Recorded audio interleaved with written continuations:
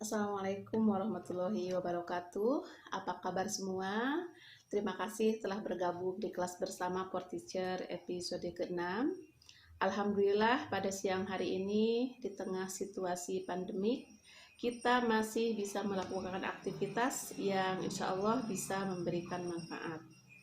Pada kesempatan ini, saya Suryatini, salah seorang praktisi pendidikan di Kabupaten Bandung, Jawa Barat, mohon izin berbagi materi tentang teknik penyusunan laporan penelitian tindakan kelas. Materi ini memang khususnya diperuntukkan bagi para Bapak Ibu guru, tapi tidak ada salahnya juga bagi sahabat-sahabat semua yang ingin berbagi atau berdiskusi tentang materi ini, mangga dipersilahkan. Materi ini dipilih, mudah-mudahan nantinya bisa dicoba oleh Bapak Ibu khususnya sambil memanfaatkan waktu atau mengisi waktu selama program di rumah aja.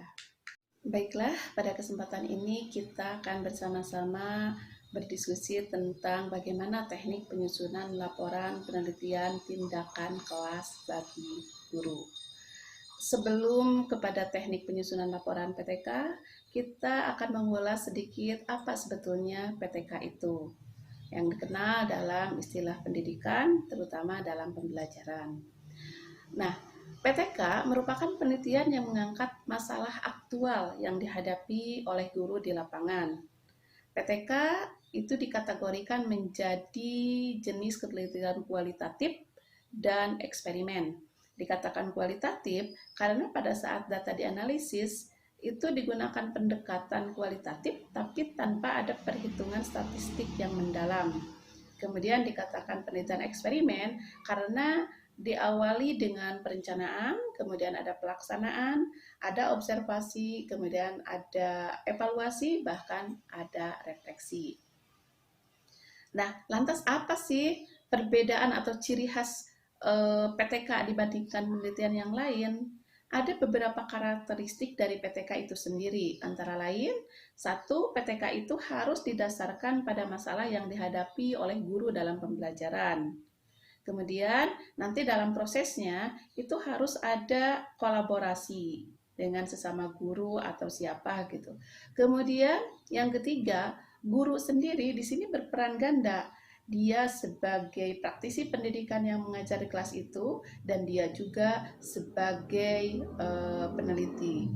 Kemudian dari segi tujuan, PTK itu karakteristiknya itu adalah untuk memperbaiki atau meningkatkan kualitas pembelajaran. Dan satu lagi yang perlu diingat, karakteristik PTK itu adalah dalam rangkaian kegiatannya harus ada terdiri dari beberapa siklus. Nah, dengan melaksanakan tahapan-tahapan PTK tersebut, maka sehingga guru dapat memecahkan permasalahan nyata di kelas, menemukan solusi dari masalah yang dia temukan di kelasnya sendiri. Ingat, di kelasnya sendiri, bukan di kelas orang lain. Kemudian tujuan dari PTK berikutnya adalah memperbaiki atau meningkatkan kualitas proses pembelajaran di kelas. Hal ini terjadi karena guru mengajar tidak monoton, tetapi menerapkan berbagai macam teori dan teknik pembelajaran yang relevan, itu berdasarkan tadinya masalah yang ditemui di kelasnya. Kemudian berikutnya tujuan PTK ini adalah untuk meningkatkan kegiatan nyata guru dalam pengembangan profesinya sesuai dengan amanat Permendiknas nomor 35 tahun 2010 dan Permendikbud nomor 4 tahun 2014. Di sana disebutkan bahwa guru yang melaksanakan dan melaporkan PTK atau menuliskan laporan PTK berarti guru tersebut sudah melakukan publikasi ilmiah, di mana publikasi ilmiah tersebut merupakan bagian dari PKB atau pengembangan keprofesian berkelanjutan. Selain tentu di PKB itu ada juga yang namanya karya inovatif dan juga pengembangan diri. Nah, salah satu bentuk publikasi ilmiah adalah laporan hasil PTK yang diseminarkan di sekolahnya tentunya dan juga disimpan di perpustakaan. Selain publikasi ilmiah yang lainnya itu ada juga bisa dengan buku, bisa dengan artikel, bisa dengan jurnal dan lain sebagainya. Khusus untuk PNS, Kewajiban publikasi ilmiah ini maksudnya bukan untuk menghambat karir guru, namun justru sebagai upaya meningkatkan profesionalismenya. Karena ketika kesejahteraan guru mulai meningkat, maka tuntutan profesionalisme pun ikut meningkat. Dalam kenaikan pangkat pun hanya guru yang mampu mengembangkan dirinya melalui publikasi ilmiah dan juga karya inovatif lah yang bisa melaju naik pangkat. Sedangkan yang tidak melakukan hal itu sedikit terhambat kenaikan pangkatnya. Setelah memahami tentang pengertian dan tujuan PTK itu sebagai pengantar awal, langkah selanjutnya adalah kita pahami dulu mengapa sih PTK itu penting. Nah, ketika berbicara tentang pentingnya PTK, setidaknya ada beberapa alasan mengapa PTK itu penting. Yang pertama, dengan PTK itu akan meningkatkan kepekaan dan daya tanggap guru terhadap dinamika pembelajaran di kelasnya. Guru menjadi lebih reflektif dan kritis terhadap apa yang dia dan siswanya lakukan. Kemudian dengan PTK juga akan semakin meningkatkan kinerja guru, sehingga guru menjadi lebih profesional. Guru tidak lagi hanya sebagai praktisi pendidikan yang merasa puas dengan apa yang telah ia lakukan selama bertahun-tahun tanpa ada upaya dan inovasi perbaikan. Namun juga dalam hal ini guru dituntut untuk menjadi peneliti dan menjadi seorang yang inovator. Berikutnya, dengan pelaksanaan tahapan-tahapan yang ada dalam PTK, guru akan mampu memperbaiki proses pembelajaran melalui proses kajian yang mendalam terhadap apa yang terjadi di kelasnya. Hal ini karena tindakan yang dilakukan guru semata-mata didasarkan pada masalah aktual dan faktual yang berkembang di kelasnya. Kemudian, mengapa PTK itu penting? Berikutnya karena PTK merupakan penelitian yang terintegrasi dalam proses pembelajaran, sehingga nantinya tidak mengganggu tugas pokok guru sebagai pengajar, dan guru juga tidak perlu meninggalkan kelasnya. Kemudian, mengapa PTK itu penting? Karena dengan melaksanakan PTK, guru akan menjadi lebih kreatif, selalu dituntut untuk melakukan upaya inovasi dalam pembelajaran dengan mengimplementasikan atau mengadaptasi berbagai teori, teknik pembelajaran, serta bahan ajar yang dipakainya. Kemudian alasan pentingnya PTK lainnya adalah karena kan tujuan PTK itu sendiri adalah untuk memperbaiki atau meningkatkan kualitas pembelajaran secara berkesinambungan, sehingga nantinya akan meningkatkan mutu hasil pembelajaran, mengembangkan keterampilan guru, meningkatkan efisiensi pengelolaan pembelajaran, kemudian juga bisa menumbuhkan budaya meneliti pada komunitas guru. Kemudian guru sendiri bisa menemukan metode baru yang lebih efektif dan inovatif. Sehingga pada akhirnya ketika guru sudah melakukan PTK, maka hasilnya insya Allah aktivitas belajar siswa akan menjadi meningkat, kompetensi siswa juga meningkat, demikian juga kemampuan guru dalam penggunaan media, alat, dan sumber belajar akan semakin lebih baik, kemudian hasil belajar siswa juga akan meningkat, prestasi siswa juga demikian, kemudian mutu proses pembelajarannya akan semakin baik, dan juga baik itu dalam proses pembelajaran intrakurikuler maupun ekstrakurikuler. Dan yang jelas berarti kualitas penggunaan atau penerapan kurikulum pun akan semakin meningkat.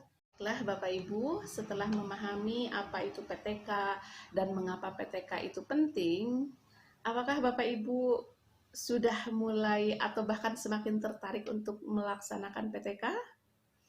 Saya yakin Bapak Ibu guru pada kenyataannya sudah melakukan PTK, mengganti metode pembelajaran yang kurang tepat dengan satu metode dengan metode yang lainnya. Namun persoalannya adalah para guru dan juga masyarakat Indonesia pada umumnya sekarang budaya membaca dan menulisnya masih rendah. Sehingga pada kenyataannya di lapangan ada guru yang sudah melakukan PTK, bahkan banyak yang melakukan PTK namun belum menuliskannya. Atau ada juga guru yang sudah menuliskannya tetapi dia belum belum sesuai dengan ketentuannya. Ketentuan PTK itu salah satunya itu adalah APIK, yaitu asli, perlu, ilmiah, dan konsisten. Juga selain itu PTK juga harus jelas, harus benar, dan harus lengkap. Baiklah, untuk PTK yang dimaksud PTK itu harus asli adalah laporan PTK itu harus benar-benar merupakan karya sendiri, bukan merupakan plagiat, bukan merupakan ciplakan atau niat dan prosedur yang tidak jujur. Kemudian nanti bisa ketahuan dalam PTK yang tidak asli itu adalah PTK yang bagian tulisan di sana sininya tidak sama, kemudian bentuk hurufnya tidak sama, tanggal waktunya tidak sama, dan lain sebagainya.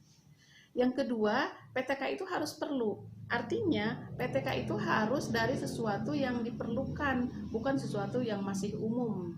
Harus benar-benar yang terjadi di lapangan. Dan berikutnya, PTK itu harus ilmiah, yaitu laporan PTK itu harus disajikan dengan mengikuti kerangka isi yang mempunyai kebenaran-kebenaran kaidah ilmiah. Di antaranya misalkan banyak ditemukan kesalahan-kesalahan dalam laporan PTK itu yang ketentuannya harus ilmiah.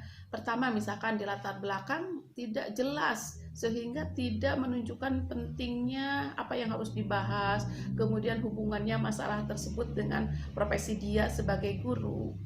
Atau juga misalkan dalam bahasan selanjutnya kebenarannya tidak didukung oleh kebenaran teori, kebenaran fakta, dan kebenaran analisis.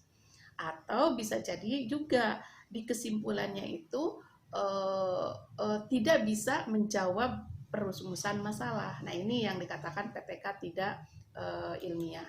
Berikutnya, PTK itu harus konsisten. Artinya laporan itu harus sesuai dengan tugas dia sebagai penyusunnya. Harus sesuai waktunya, harus sesuai tempatnya di mana dia tempat kerja. Jangan sampai dia kerjanya di SMPA di Bandung, tapi di laporannya ada ditemukan SMP C di Makassar misalkan, atau sebaliknya di satu waktu disebutkan tahunnya tahun 2019 tapi di lain halaman ditemukan bahwa tahunnya adalah tahun 2016 gitu. Itu tidak konsisten. Kemudian berikutnya, permasalahan yang sering muncul di PTK itu adalah PTK-nya tidak jelas apa, mengapa, dan bagaimana. Contohnya, judulnya sih sudah PTK, tapi di dalamnya hanya berupa laporan pembelajaran biasa, tidak ada tindakan pembaharuannya, tidak ada upaya-upaya yang dilakukan untuk memperbaiki permasalahan yang ada di kelasnya gitu. Kemudian ada juga PTK itu tidak benar. Jadi PTK itu harus benar. Tadi kan di karakteristik disebutkan bahwa PTK itu harus ada siklusnya, harus ada kolaborannya. Nah, ini PTK tapi tidak melakukan hal itu gitu. Kemudian yang terakhir, PTK itu harus lengkap dong seperti biasa, yaitu harus ada lampiran dokumennya, di dalamnya juga uraian-uraiannya harus lengkap, apa, siapa, di mana, kapan, bagaimana, itu harus benar-benar dibahas, harus benar-benar dilaksanakan gitu. Nah, itu mungkin ketika ada yang bertanya, jadi PTK yang baik itu yang bagaimana? Yaitu tadi, PTK yang baik itu adalah PTK yang dilaporkan dengan asli, perlu, ilmiah, konsisten, jelas, benar, dan lengkap. Baiklah, selanjutnya mari kita berlatih merancang PTK. Nah, sebelum tahapan inti menyusun laporan PTK, maka PTK itu harus diawali dengan tahapan pra-PTK.